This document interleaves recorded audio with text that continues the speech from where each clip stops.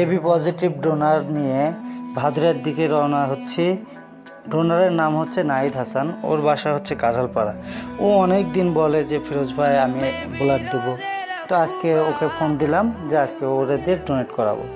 তো আমরা একটা সিএনজি ধরে, বৃষ্টি পড়তেছিল, বৃষ্টির মাঝেই রওনা দিলাম ভাদুরায় মূলত ব্লাড ডোনেট করবো মোরসালিন ভাইয়ের ক্লিনিকে। ওখানে গিয়ে রক্তটা ডোনেট করে আবার আমরা চলে আসব। এসে আবার আমাদেরকে নবাবগঞ্জ ব্লাড ডোনেট করতে যাইতে হবে। রুগীর বাসা হচ্ছে মাহমুদপুর, আর আমরা হচ্ছে মাহমুদপুর ব্লাড ডোনেশন সোসাইটির সদস্য।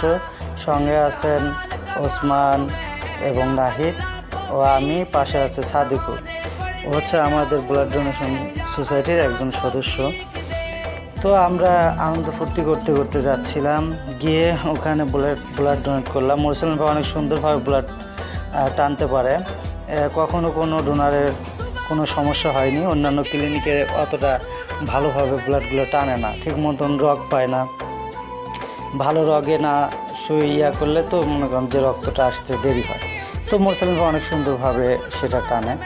এই জন্য আমরা মূলত ভাদুরিয়াতে যেগুলো ডোনেট করি মোরসালিন ভাইয়ের ওখানে ডোনেট করার চেষ্টা করি। এরপর ডোনেট করার শেষে আমরা ফিরে আসতেছিলাম। আসার পথে আমরা সবাই একসঙ্গেই ছিলাম।